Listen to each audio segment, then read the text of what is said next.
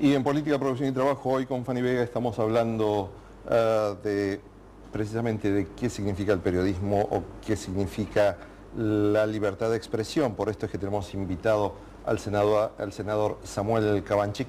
Muy buenas tardes, senador. Gracias por estar aquí en Política, Producción y Trabajo. Gracias a ustedes por la invitación, un gusto. Usted es autor de una ley que es todavía más abarcativa que la libre expresión, porque además le está obligando al Estado que dé información. ¿Información en qué sentido? Sí, es oportuno el Día del Periodista, en donde, y ustedes lo han dicho muy bien en la introducción del programa, donde la información debe ser un pivote central para el ejercicio del periodismo, porque es el lugar del testimonio de la verdad posible, de la investigación.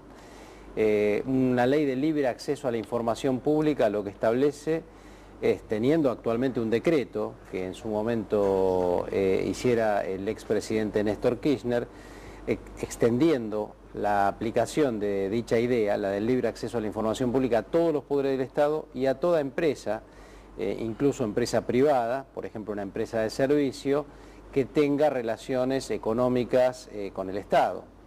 ¿Esto sea para las empresas que reciben subsidios o que han recibido aportes del ANSES, por ejemplo? Exactamente. Incluso un fideicomiso también está sujeto a la información pública. Es decir, todo aquello que es pertinente que la sociedad sepa, cualquiera sea, un ciudadano común, un periodista, alguien que está en la política, un dirigente, cualquiera tiene derecho a pedir y el Estado obligación de dar esa información. Una ley que va a facilitar mucho el control, que es un reclamo que generalmente se le está haciendo permanentemente al Estado, ¿no? Es decir, sí, que claro, busque un mecanismo que ayude a controlar para evitar actos que lamentablemente salen a la luz como actos de corrupción que están ligados precisamente a la instrumentación de la gestión de gobierno. Efectivamente. Yo creo que va a ser muy importante tener la ley.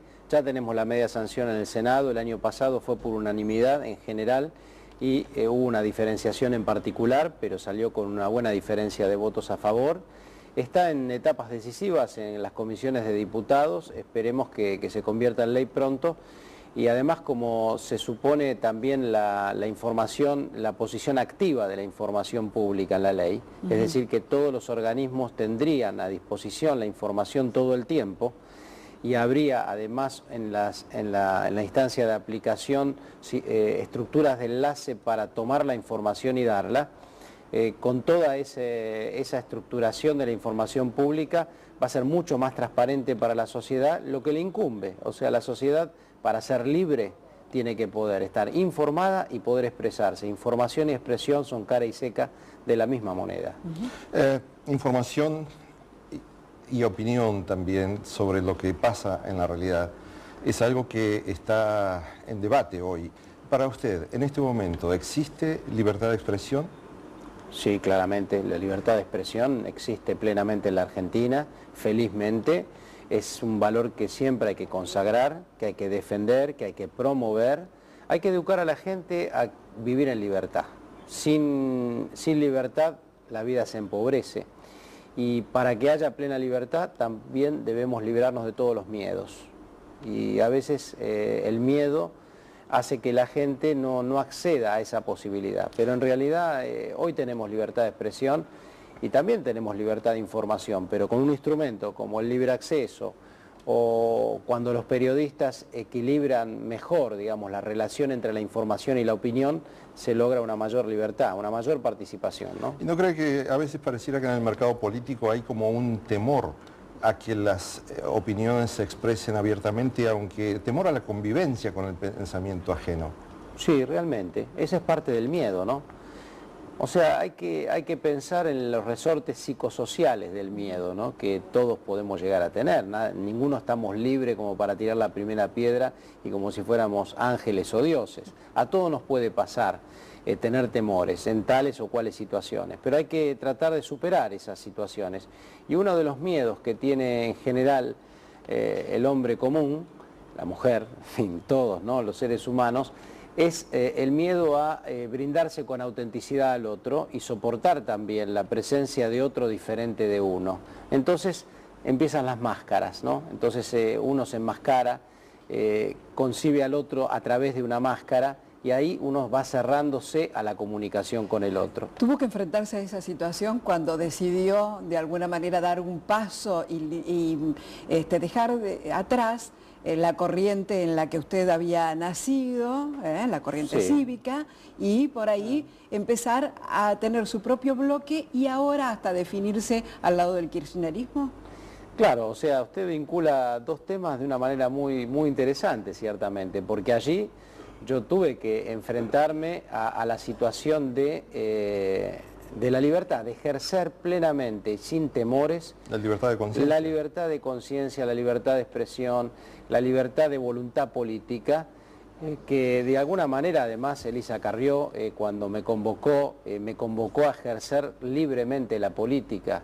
Claro, a su lado, no quise hacer otra cosa, pero lamentablemente ese lado no existió. No existió porque no se desarrolló la fuerza interiormente, pero bueno, como ya hablé mucho de eso desde hace 2 años ya, conviene mejor hablar del presente y del futuro. Me parece que uno no puede renunciar a su compromiso ético con la libertad y el compromiso políticos públicos. Y es lo que me lleva al posicionamiento actual, como me llevó hace 2 años a alejarme de la coalición cívica. Senador, y en el presente y en el futuro inmediato de la ciudad de Buenos Aires, de la sociedad porteña, tenemos elecciones también. ¿Cuál es el escenario que usted ve desde su posición así privilegiada de observador de la realidad para estas elecciones? Sí, observador y partícipe en la medida en que nosotros con el proyecto Buenos Aires Federal estamos participando en la consolidación de una alternativa al gobierno de Macri para el próximo turno electoral.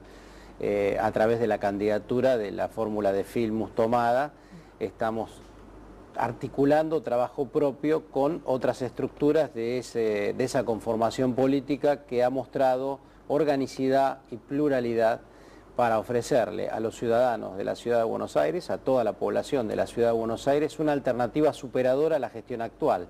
No se trata de el borrón y cuenta nueva, de aquí vengo yo y partimos de cero.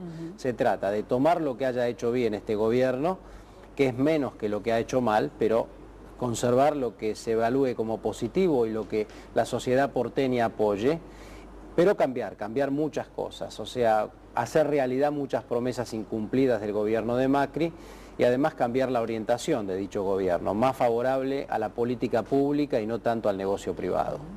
Y en el último minuto, senador, ¿usted cree que es posible consolidar en la Ciudad de Buenos Aires el proyecto nacional del kirchnerismo?